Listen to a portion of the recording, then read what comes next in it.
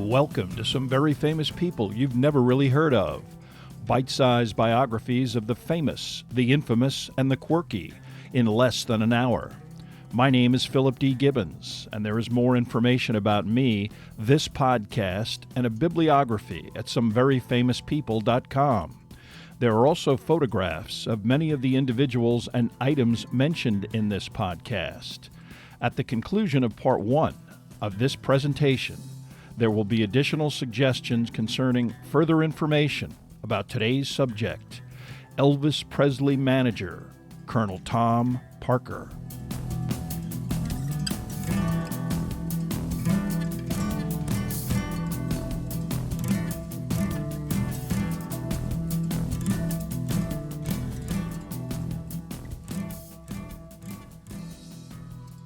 Now let's get started with our story about Elvis's manager, Colonel Tom Parker. On the morning of August 16, 1977, the man known as Colonel Tom Parker, famous as the manager of Elvis Presley, was in Portland, Maine, supervising the advance team that was preparing to kick off the latest Elvis live concert tour.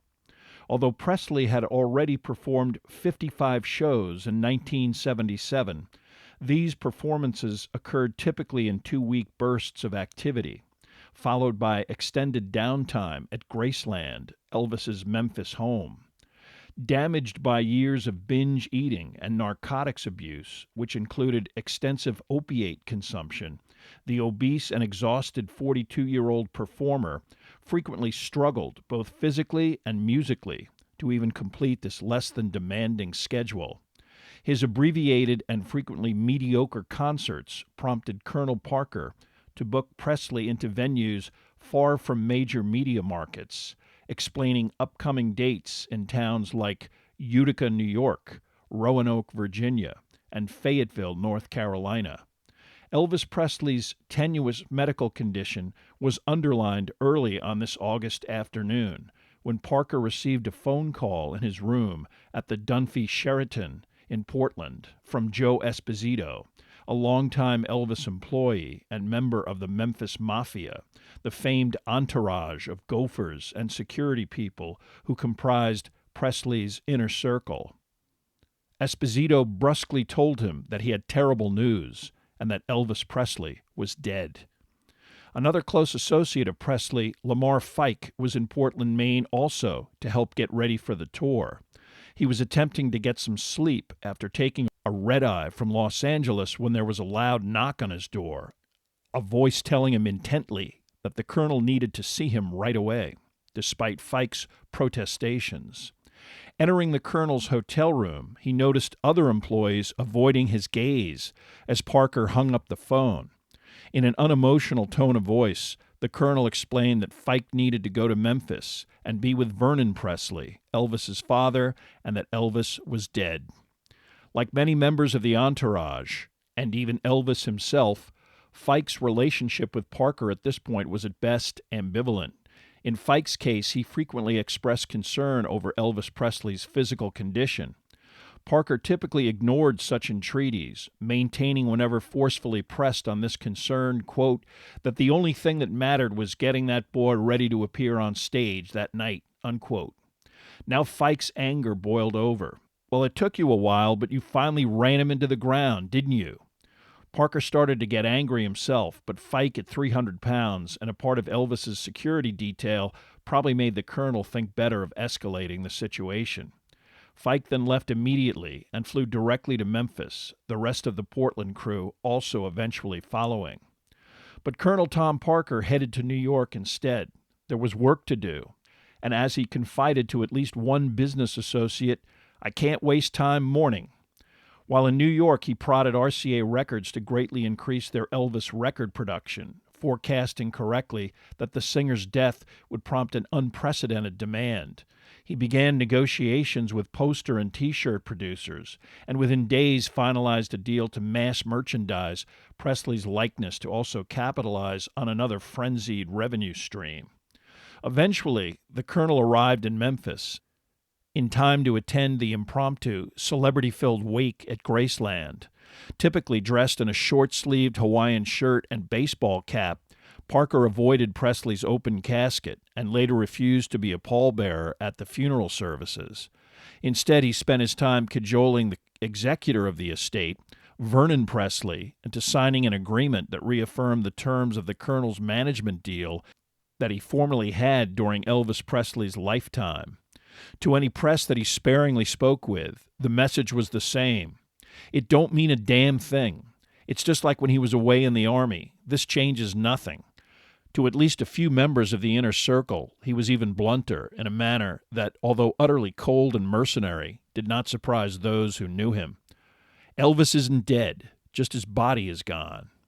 For several years, Parker was able to continue to maintain control over both the Elvis Presley estate and his own carefully constructed public image, that of a rascally carnival con man who eventually became the brains and skill behind one of the most remarkable careers in American entertainment history. It would take a while, but eventually the death of Elvis Presley set off a chain of events that brought down this utter facade with a resounding crash. The financial and professional mismanagement, the confiscatory fees that contradicted standard industry practices, the complete lack of any intervention to stop Elvis Presley's physical self-destruction, the gambling mania that rivaled Elvis's own dysfunctional behavior, and even the actual identity of Colonel Tom Parker himself eventually surfaced, only adding to the disturbing and tragic legacy of Elvis Presley, an American icon reduced to a pathetic shell of his former greatness. According to Colonel Tom Parker personally, he was born in early 1900 in Huntington, West Virginia, and began working and touring carnivals at a very young age. He served in the military, eventually developed and promoted his own carnival acts, and graduated to first promoting and then managing country musicians until obtaining the exclusive management contract of Elvis Presley in 1954. While he was always able to obscure his true beginnings, his singular accent was ascribed to his origins in rural Appalachia. In fact, although slight, his accent was Dutch because Colonel Tom Parker was not born anywhere near West Virginia. He was not even born in the United States. He was born Andreas van Kuyk on June 26, 1909, in Breda, the Netherlands, the seventh of 11 children of Maria and Adam van Kuyk. His father eked out a modest living as a delivery driver and horse trainer, the family typically lower middle class. From an early age, Andreas, nicknamed Dries, was fascinated by the touring carnivals that probably provided the most exciting stimulus in his mostly drab young life. By the age of 9, he already was working with the various itinerant entities that produced these ventures, typically trading labor for free admission and a few guilders. He quit or was thrown out of school in the 5th grade, initially working for his father and then bouncing through several jobs that included grocery delivery boy, luggage handler, and even working in a jam factory. At age 16, he made his way to the largest city in Breda's vicinity, Rotterdam, a port town that he felt would provide him with much more opportunity. He moved in with his Uncle Jan's family and worked odd jobs on ferries and delivery boats. Back in Breda, his father Adam passed away in January of 1926, leaving his wife Maria with the burden of raising Dries' 6 siblings, 4 other children having never made it past infancy. This proved to be too much, and Uncle Jan eventually became the official guardian of the minor Van Kuyk children, Andreas included. But Dries did not remain in his uncle's household for long. Even at a young age, the 17-year-old dreamed of bigger and better things, and either as a crew member or more likely as a stowaway, he eventually came to the United States and wound up in Hoboken, New Jersey, literally on the couch of a sympathetic Dutch family, who apparently got sweet-talked into taking him in. When the teenager refused to inform his family or uncle of his whereabouts, his hosts at least wrote to his mother and explained his current situation.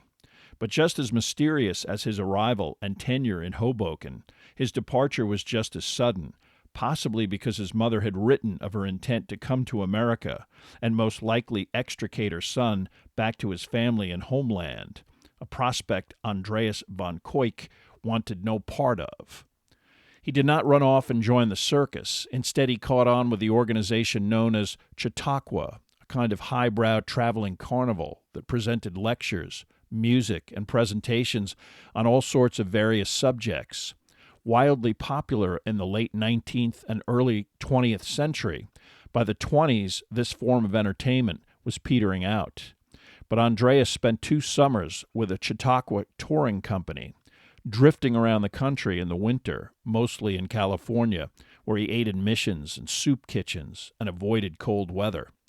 At the end of his second summer, von Koik saved enough money to return to Breda, arriving on September 2nd, 1927, his mother's birthday. Well-dressed, with trinkets for the whole family, he made quite an impression, although he spoke little of how he actually spent the previous 18 months. But, especially after spending time in the U.S., Breda quickly got old, and Andreas soon made his way back to Rotterdam and worked as a deckhand on a ship that traveled between that city and Breda. Instead of staying at his uncle's, he lived in a rooming house owned by the shipping company that employed him. He spent most of his time by himself, uninterested in either women or carousing in the many saloons and cafes frequented by his rowdy peer group. He kept in touch with his family, who certainly knew where he was and what he was doing, until one day in May of 1929. Andreas von Koik failed to show up for work, and it was eventually determined that he simply vanished without a word to either his employer or his family. Even more troubling was the arrival of the large, locked steamer trunk Dries kept at the rooming house, the shipping company returning it to his mother's house several weeks after his disappearance. Inside there were 3 finely tailored suits, a rosary, a Bible, cash, and his identification. Adding to this mysterious departure, the family did receive some strange letters that were signed with the name Andreas and someone named Tom Parker. The last of these letters were signed only with this odd pseudonym, with no explanation, and finally communication with any member of the von Koik family from this enigmatic relative ceased altogether.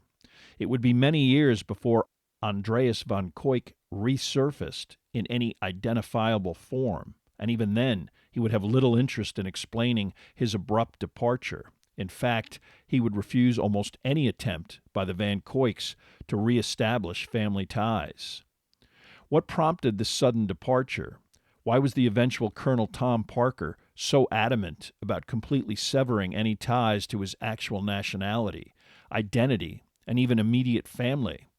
Was there some incident or even crime related to Parker that he felt might jeopardize his livelihood and prominence in America and even his freedom?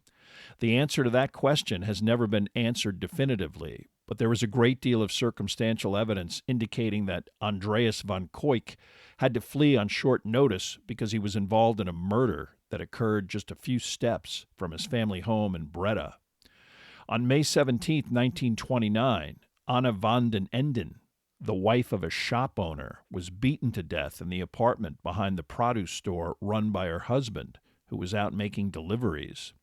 Whoever the assailant was, they subsequently ransacked the living quarters, which police eventually concluded was the chief motive for the robbery, a search for cash. Initially, Anna's brother-in-law, observed near the shop around the time of the crime, was detained by police, but he was eventually released. Despite a lengthy written report in police archives, the investigation was not particularly thorough. No murder weapon was determined or located. Only subsequent descriptions from more than one eyewitness stating that they saw a well-dressed man leaving the shop around the time of the murder. The best nugget of information came from a delivery man who stated that he saw a person dressed in a yellow raincoat leaving the shop on May 17th, and that he also encountered this individual in the same neighborhood, arguing with an older woman who fit the police report description of Andreas's mother. The produce shop was located at 31 New Boschstraat. Maria von Koik lived on Boschstraat, certainly in the vicinity of the shop in question. Andreas von Koik was never officially suspected or even questioned in this murder, which remains unsolved. But there are several coincidences which make him at least a person of interest in the crime. He knew both the victim and her husband, the former who attended the same nearby church that he and his family frequented, and the latter the son of a cafe owner, Johannes van den Enden. This cafe was around the corner from the stable where Adam van Koyk, Andreas's father, worked, and the elder Van Koyk, while alive, spent a great deal of time at this establishment.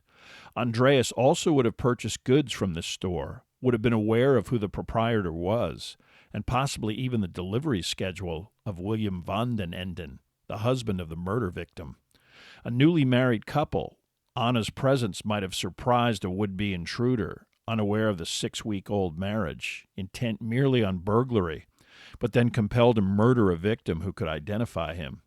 Pepper was also spread around the body and throughout the apartment, a deliberate attempt to throw off dogs who were frequently used during this time period to track the scent of a criminal. It is also most likely that Andreas van Koyk was in Breda on this Friday, the weekend of Whit Sunday, an important family and religious holiday. Like Easter, most families celebrated together. A sharp dresser, Andreas's favorite color, was bright yellow. Most disconcerting is the coincidence of the date of this murder and Andreas van Koyk's sudden disappearance from the Netherlands without a word to anyone in his family. Many years later, any surviving family members maintained that their Andreas never could have committed such a crime, but at least one prominent Presley insider, familiar with the colonel's adult personality, revealed a much more startling perspective about both Tom Parker's temperament and his capacity for murder.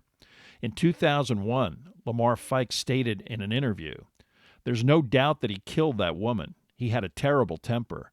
He and I got into some violent fights. We fought all the time. When we started arguing, people would get up and leave the table." As we shall see, the subsequent behavior of the man who became Colonel Tom Parker indicates that he was not merely an individual with a dodgy immigration status, a situation that his eventual military service and certainly subsequent fame and prestige could have easily remedied, but a man absolutely intent on preventing any examination of his past in the Netherlands. With that in mind, how Andreas van Koyk entered the United States in 1929 also has never been determined. The only information about this topic were anecdotes told by the colonel himself, usually having him jumping off various ships, first in the British Isles after leaving the Netherlands, then in Curaçao where he left a Dutch freighter, and possibly either via a rum runner or fishing boat, entering the U.S. via Mobile, Alabama. No formal manifest in Mobile around that time lists an Andreas van Koyk or a Thomas Parker, so if he did enter through this port, it was by some unofficial means. Chautauqua was no longer an employment option, literally on its last legs, so Parker picked another vocation, probably one he was more suited to anyway. He went to work for one of the many carnival companies that crisscrossed the U.S. during the summer months. These touring outfits transported by a lengthy chain of railroad cars that allowed deployment in just about any town with a fairground or other common public area. Nobody cared about someone's immigration status or personal details. Most traveling carnies were on the run from something or someone anyway. The perfect environment for a fringe character like Van Koyk. He first officially reappeared in Huntington, West Virginia, employed by Reuben and Cherry Exposition Shows, one of the more prominent carnival outfits of the day. But, according to his own version, that became testimony in one of the many lawsuits that dogged his final years. Parker didn't last long in this environment. He claimed to have enlisted in the U.S. Army, completing his basic training at Fort McPherson, Atlanta, Georgia. A completely unsubstantiated version of how he became Thomas Parker has him expropriating the name from an officer who handled the details of his enlistment. But at any rate, officially, at least in the Army, Andreas van Koyk was now Thomas Parker. Given the option of various geographic locations to serve out his enlistment, the newly minted Parker chose Hawaii. His enlistment also served another potentially valuable asset against any future legal issues in the event the Dutch government decided it wished to extradite him back to the Netherlands. A condition of any foreign national enlisting in the U.S. military during this time period was that said national renounce their own citizenship and declare their intent to become a U.S. citizen. But von Kuijk-Parker never pursued U.S. citizenship, which required additional steps he never completed, in essence making him a stateless individual, something he fully acknowledged himself in a legal brief filed on his behalf when he was sued by RCA Records in 1982. What could have possibly prompted Parker to actually enlist in the military, the type of organization that was utterly contrary to his impulsive and undisciplined personality? Obviously, the ability to legally deflect any attempt to forcefully subject him to a Dutch legal proceeding, fundamentally powerful evidence that there was something in Parker's past that could potentially cause him great legal retribution. The newly minted Tom Parker spent the next 2 years in Hawaii with Battery A of the 64th Coast Artillery Regiment at Fort Shafter in the vicinity of Honolulu. Apart from the relatively exotic location, his service was ordinary, and after 2 years he was transferred to Fort Barrancas in Pensacola, Florida, arriving in late October of 1931. In June of 1932, his 3-year enlistment obligation concluded, and he re-enlisted, receiving a promotion in July to private first class, assigned to a coastal artillery battery at the fort. He sporadically communicated with his family by letter, even sending them photographs taken in Florida, his mother sending him clothing during this time period. Although this relative stability indicated that Parker was adjusting to life in a new country and a structured environment, clearly beneath the surface, some pronounced issues were about to manifest themselves in conduct that was a throwback to Parker's formerly impulsive and volatile behavior. On September 27, 1932, the private first class left his base and simply didn't return, officially going AWOL that evening. After a 1-week absence, he was demoted to private, and after a month without a reappearance, he was denoted as a deserter. Parker was gone for 5 months, and his sparse military documentation does not indicate whether he was apprehended or merely returned to Fort Barrancas on his own on February 17, 1933. Although his disappearance lasted less than 6 months, a status that would have gotten the matter referred to the FBI, Parker's situation was an extremely serious matter, and he received a harsh sanction: 140 days of forfeited pay for the time missed, and 60 additional days in solitary confinement in the fort's stockade. During this punishment, Parker seems to have suffered some kind of psychotic break, emerging from this confinement with impaired speech, acting out with fits of paranoia-induced rage. He was then confined to the base psychiatric lockup for further treatment and observation, but following another 2 months without any improvement, Parker was sent officially to Walter Reed Medical Facility in Washington, D.C. There, he probably spent at least some time at St. Elizabeth's Hospital, essentially a psychiatric facility or as close to that type of facility that existed in 1930s America. Again, based on a lack of any administrative detail, what treatment, if any, that Parker received was not documented, but a psychiatric definition was compiled by a board comprised of 3 medical doctors who did offer a general diagnosis in conjunction with releasing Parker and discharging him permanently from the military. They concluded that his condition was not caused by his confinement, but by an existing disorder exemplified by impulsive behavior and a disregard for the rights and feelings of others. This was officially termed, quote, psychosis, psychogenic depression, acute on basis of constitutional psychopathic state, emotional instability, unquote. It was also determined that Parker's desertion was caused by this mental illness, a result with a medical origin. Therefore, he received an honorable discharge on August 19, 1933, leaving Walter Reed and the Army for good. Whatever communication Parker had with his family came to an abrupt halt after his military service, and by 1935, the Dutch government census officially removed him as a member of the Van Koyk family, noting that he was presumably in the U.S., because by that time his family had not heard from him in years and had no idea of his actual whereabouts. However, it is believed that Parker headed back to Florida after his discharge, most likely assuming that he would be able to talk his way into some sort of circus or carnival operation.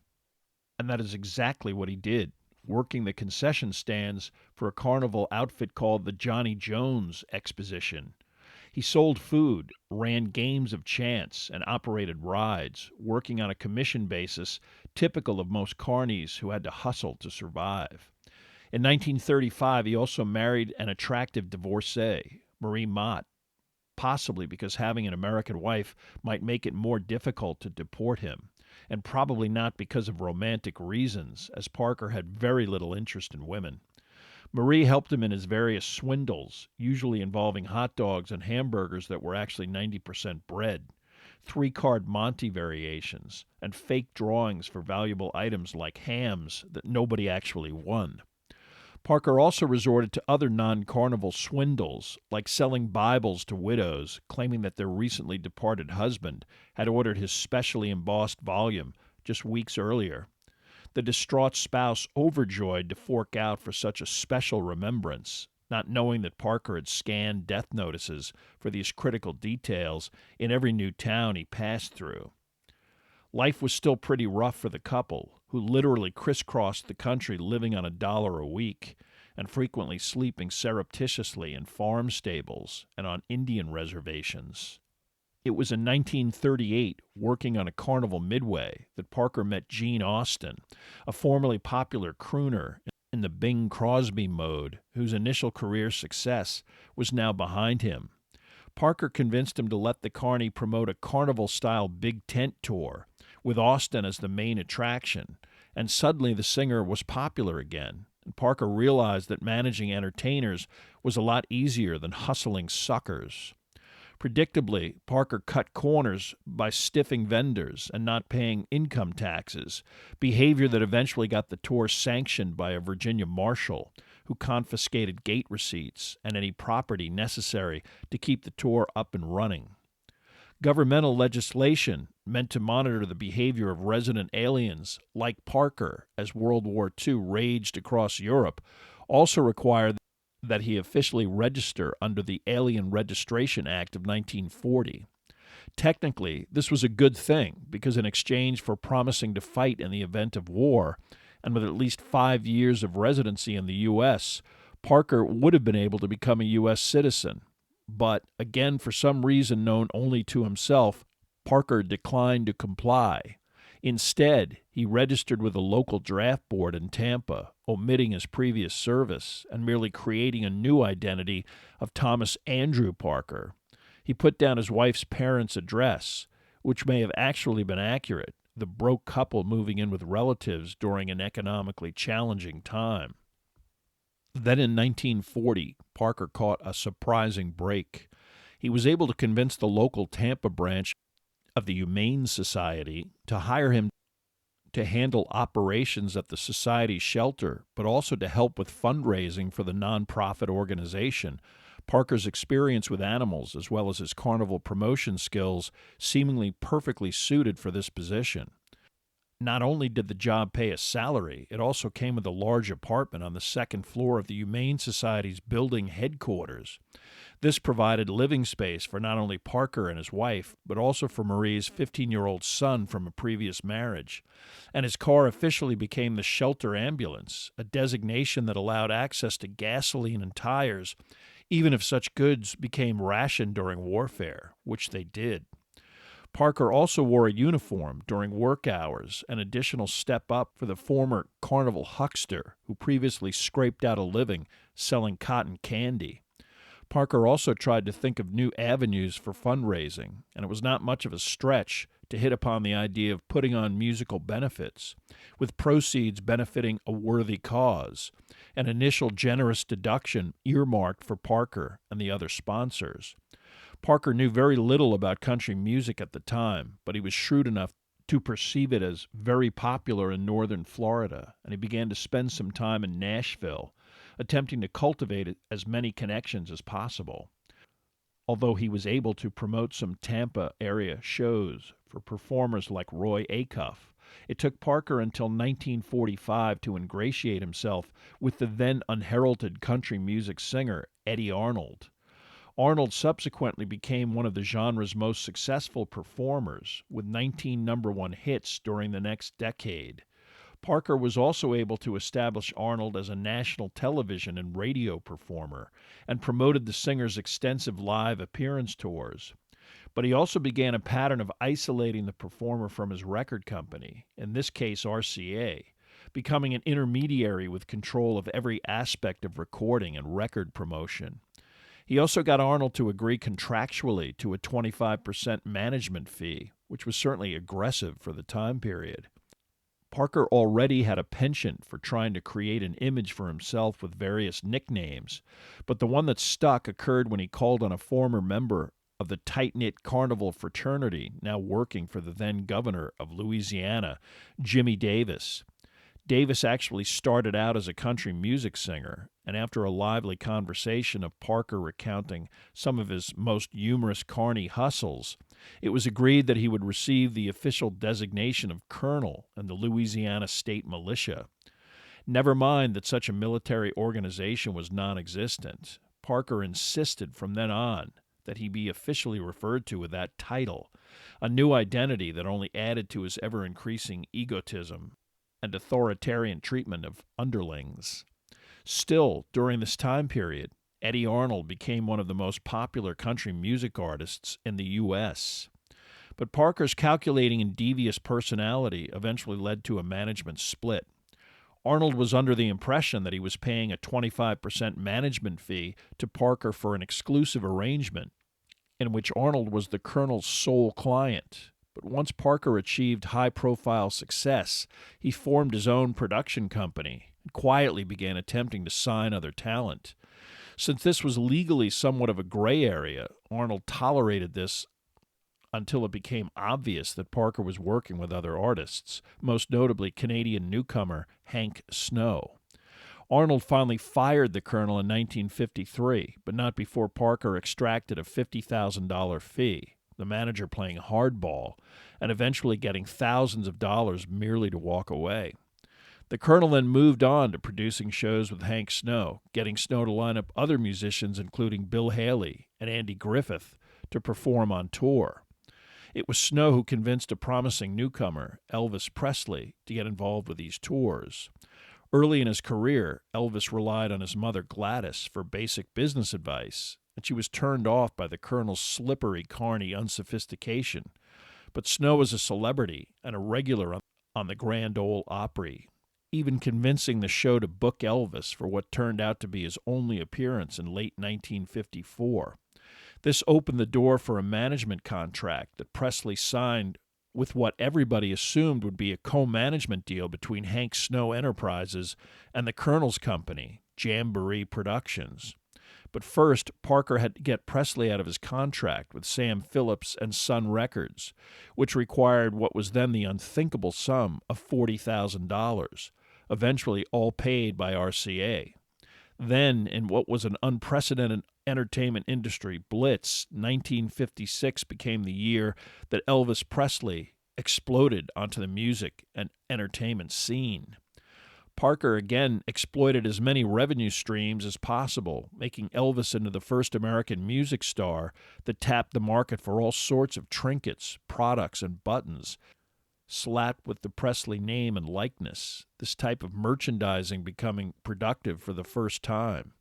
Television also became part of the Presley promotion machine, Elvis appearing on the Milton Berle and Steve Allen shows, and despite Ed Sullivan calling Presley unfit for family viewing, the variety show host eventually acquiesced to the phenomenon.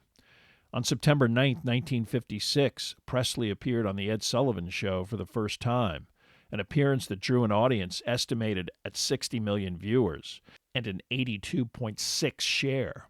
His first number one hit, Heartbreak Hotel, was followed up by the combined A and B sides of Don't Be Cruel, and Hound Dog, songs that were number one on the pop chart for 12 consecutive weeks, a previously unheard of popularity. By then, Parker had a contract awarding him exclusive management rights to Presley, signed not only by Presley, and a previous agreement necessitated by Presley's minor legal status, signed by his parents Vernon and Gladys Presley as well. Hank Snow found that out after asking Parker about the status of their contract with the singer. He was brusquely told, "You don't have any contract with Elvis Presley." Snow mistakenly believed that the Sun Records contract transferring Presley to RCA also meant that both Snow and Parker's co-production companies had made that agreement. He was wrong. By then, Presley was world famous, and he and his family thought Parker was a genius, so Snow had zero leverage. In truth, Parker did help Presley break out nationally and internationally, but the question has always been asked whether that ascension was inevitable, considering Presley's appeal and talent. By the end of 1956, Presley's first film, Love Me Tender, was released to a successful box office, and the title song quickly reached number one. His hip gyrations and pelvic motion, judged too suggestive for certain television angles, also prompted bans on public performances in certain cities, headlines which only delighted Parker, a big believer in the no news is bad news school of thought. The hysteria and controversy around Presley quickly prompted his appearance fee to skyrocket, Ed Sullivan paying $25,000 a night, Lewis and Martin, by comparison, the second most expensive act at $10,000. Parker also deliberately kept the press away from Presley so that the only way the public could interact with the star was at a live performance or in a movie theater.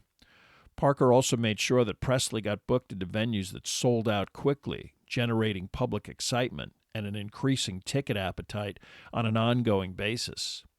Parker had always had designs on becoming powerful in Hollywood, and Elvis Presley gave him that opportunity. His main challenge was that by California law, a talent manager could not make deals with a movie studio, considered a conflict of interest. Therefore, Parker engaged William Morris to act on behalf of Presley. But he did this in such a way that he had complete control over the negotiations, and he completely isolated Elvis from any access from any of the William Morris hierarchy, believing that they would attempt to steal his client. He went so far as preventing any William Morris personnel from even accessing Presley's private phone number, much less meeting with the star privately. And as much as he alienated just about everyone at Paramount and William Morris, Parker's paranoia about Hollywood was underlined when he found out that William Morris negotiated a terrible deal in which Presley was so underpaid for Love Me Tender that a SAG waiver had to be executed, and the 7-picture deal that was signed with really only a guarantee for one picture. Morris considered their relationship with the studios way more important than nurturing the career of an industry newcomer, a lesson Parker never forgot or forgave. The hierarchy at William Morris was also baffled and ultimately suspicious of two obvious business perspectives that Parker maintained seemingly to the detriment of his own client.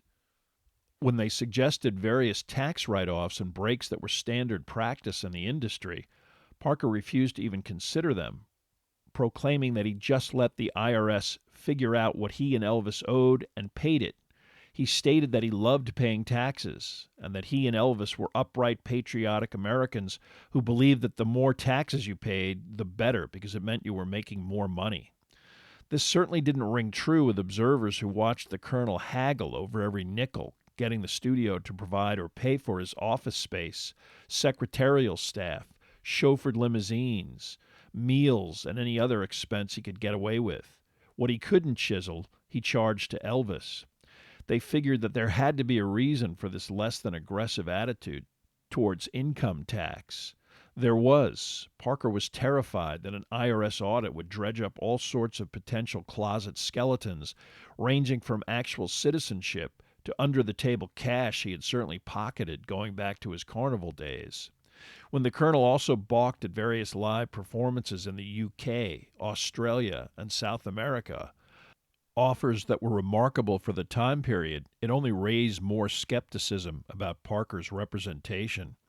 Whenever he was asked by anyone about these practices, he always maintained that he didn't want Elvis to wind up like Joe Louis, owing millions to the government in foreign countries, didn't have the security necessary to protect his client. Elvis himself either was never aware of these machinations or not particularly interested, accepting a weekly check without even an itemization of the deductions Parker peeled off of the top.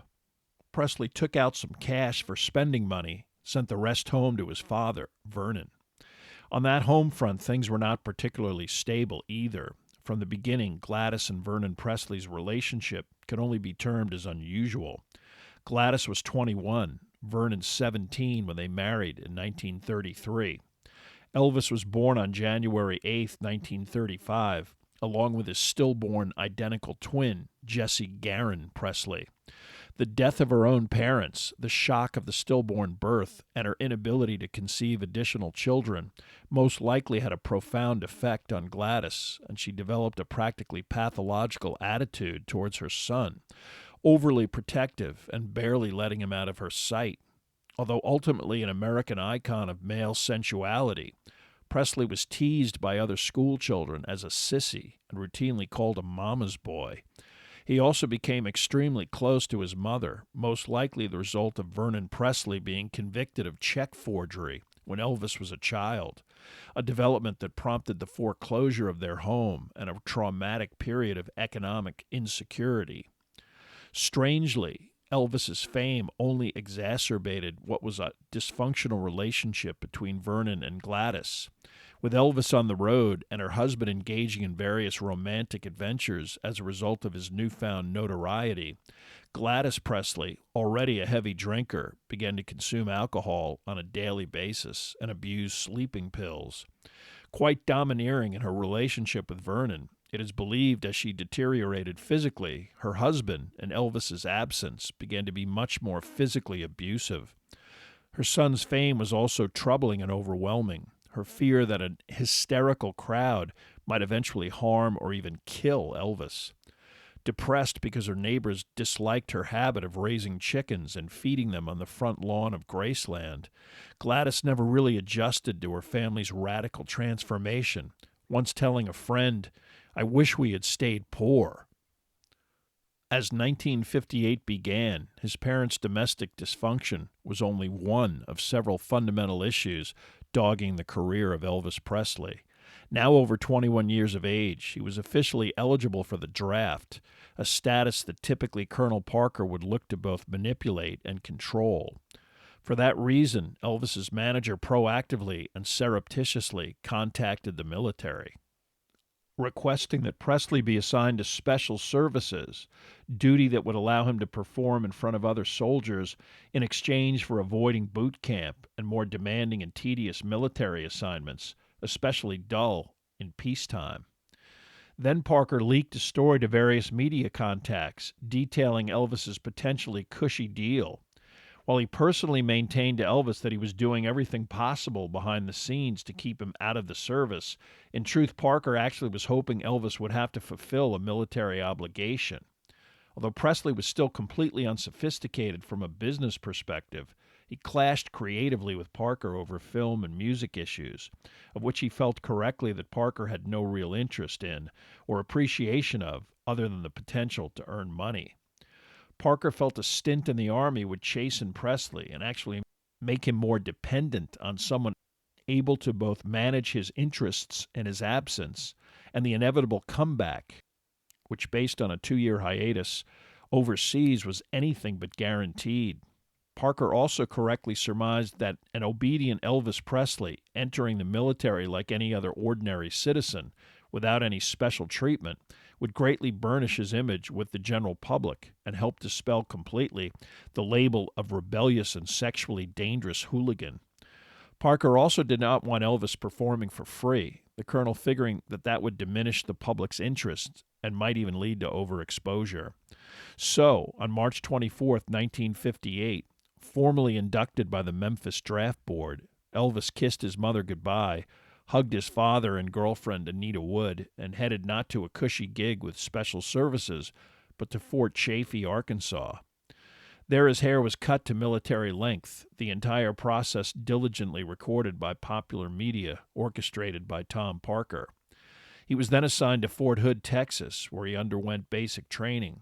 In early June, he spent his 2 weeks' leave in Nashville, recording material to be released while he was serving in the military. Presley already had received a 2-month deferment before his enlistment arranged by Parker to enable him to complete filming of his fourth motion picture, King Creole, which would also be released after his induction. There would be plenty of Elvis product available for release and sale while the star cooled his heels on some military base. Elvis did acquiesce to a typical military regimen, but he also atypically rented off-base housing so that various members of his family could stay in the vicinity of Fort Hood. First, this was a 3-bedroom trailer, but the press was a constant nuisance, so then the Presley entourage moved into a secluded house in Killeen, Texas. But by early August, a combination of anxiety and substance abuse sent Gladys Presley over the edge. So stricken with liver failure that she was visibly yellow with jaundice, family members finally convinced her to return to a hospital in Memphis, Methodist Hospital. Only 46, it was generally felt that Gladys would be fine, but her condition only worsened to the point that Elvis Presley had to secure emergency leave, racing back to Memphis by August 13th, but still believing that his mother would make it. On August 14, 1958, Gladys Presley died of what was officially termed a heart attack, but certainly exacerbated by acute hepatitis and liver failure.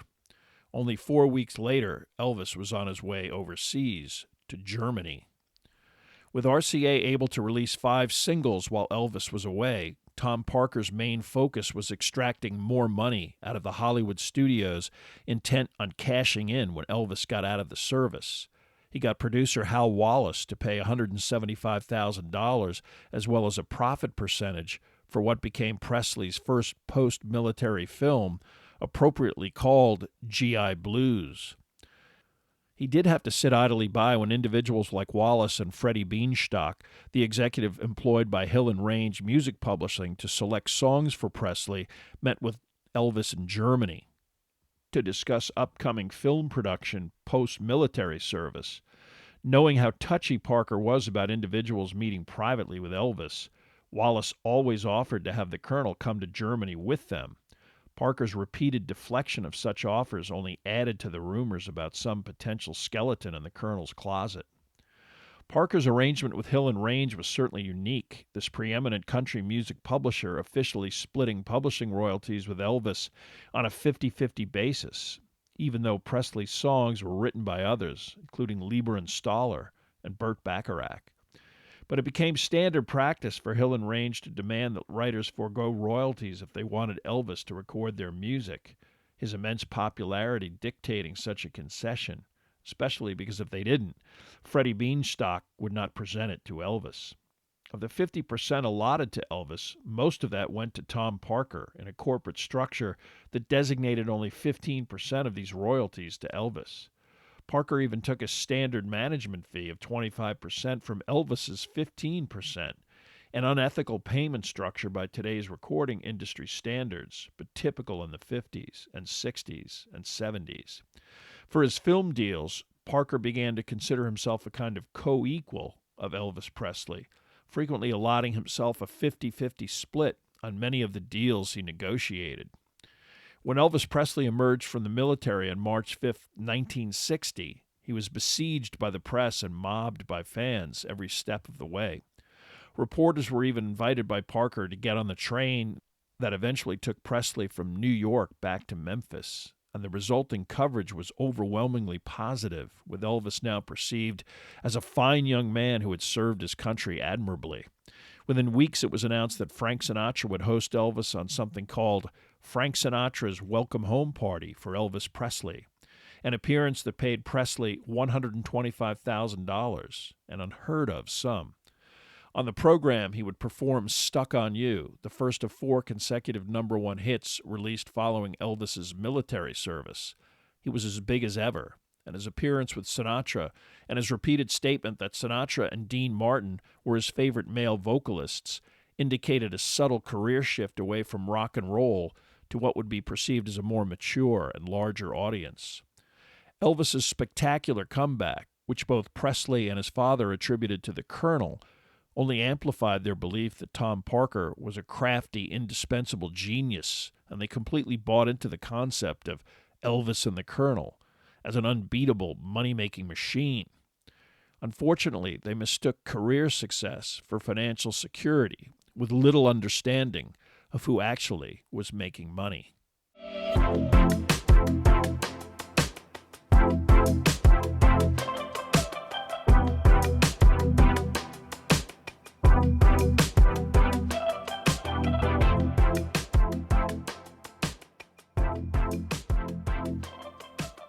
Thank you for listening to part 1 of this podcast about Colonel Tom Parker.